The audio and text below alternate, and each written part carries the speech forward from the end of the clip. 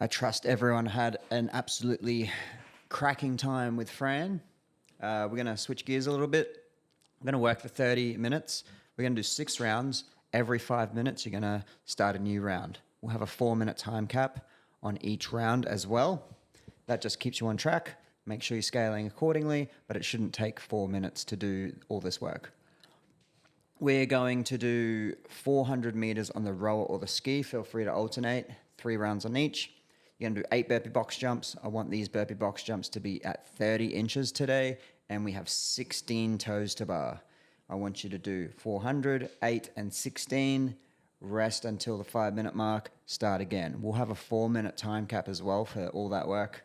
I really do want to squeeze in a lot more toes to bar before the open, so no one lacks that confidence and volume of toes to bar if they do and when they do pop up in the open.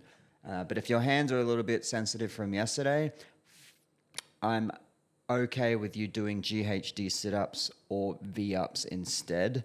I would prefer toes to bar, but only if your hands just aren't up for it.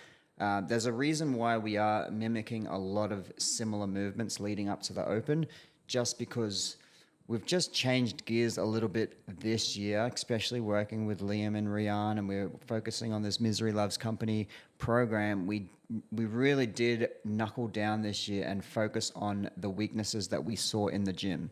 So some weaknesses we did see in the gym is strength. Strength was a big weakness in our gym when it came to the global results of what we saw our members getting in the open workouts and quarterfinals as well. So obviously there's been a big emphasis on our strength work leading up to the open and peaking for, close to this time of the year. So we've been working on our front squats, our deadlifts, and our Olympic lifting, and it's been relatively consistent for a long time now. So hopefully we're going to see the dividends of that. Even if their open doesn't have them specific movements in them, obviously your front squat's going to affect your clean, your Olympic lifting is going to affect your, raw capacity to be able to explode and create power, and your deadlift is going to build that midline stability as well. So these movements that we're seeing are definitely going to help your Olympic lifting and definitely going to transfer over to other things as well. So strength was a big thing.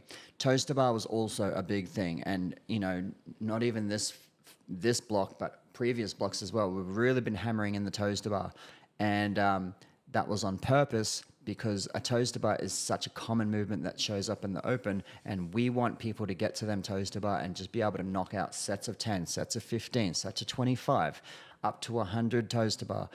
This workout's going to keep that volume of toes to bar happening. Attack it accordingly. Ideally, I'd like to see the RX crew be hitting these 16 unbroken.